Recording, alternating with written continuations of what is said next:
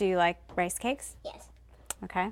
For Kara and Louis Amo, getting their 6-year-old son Trey to eat a snack seemed more like a game of 20 questions. Caramel corn rice cakes. You don't like these? Even as a baby, Trey was a less than adventurous eater. And since he was their first child, the couple sought out expert advice on how to get their young son to eat a variety of foods. At that point, we really felt it's just in our gut that something wasn't right. And so we ended up seeing a nutritionist in town, and she really reassured us and told us not to make food a big issue. That's when we started to hear that he'll grow out of it. A large percentage of kids go through this, and then they grow out of it. Toddlers are picky, they're busy, they're not going to starve themselves. That was the advice we were getting. And for some parents of picky eaters, the just wait advice is good advice. But Trey's case was different.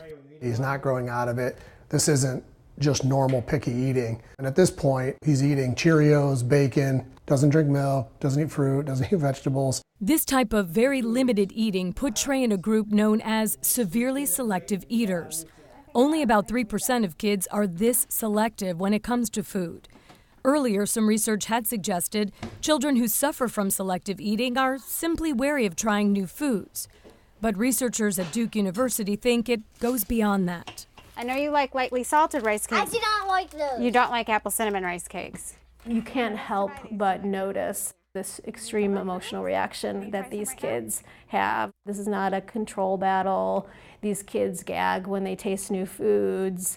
They have a genuine disgust reaction. According to the new Duke study, severely selective eaters are twice as likely as other children to develop emotional problems like depression or anxiety over time. So these are kids to keep your eye on, kids to look out for, not kids to raise an alarm with, but these are sensitive kids. These are potentially more emotional kids. We also found that they were more sensitive to taste, to texture, to visual cues. You like orange juice and oranges, but not mandarin oranges. For Trey's parents, who are pleased with their son's steady progress toward increasing the variety of foods he eats, the news of the link between selective eating and possible emotional issues down the line doesn't have them rattled.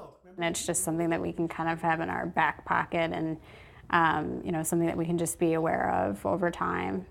So for now, Trey and his parents are taking things one test bite at a time. 2, 3. Holly Furfer, CNN. Pretty good. Good job, buddy. I'm proud of you. That's great. Awesome.